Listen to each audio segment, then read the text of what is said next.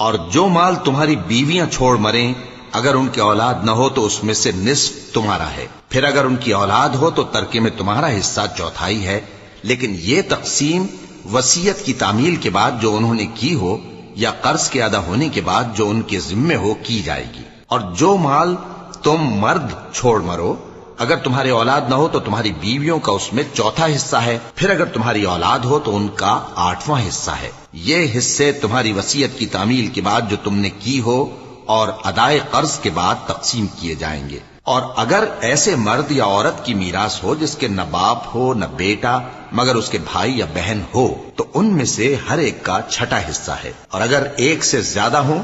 تو سب 1/3 میں شریک ہوں گے۔ یہ حصے بھی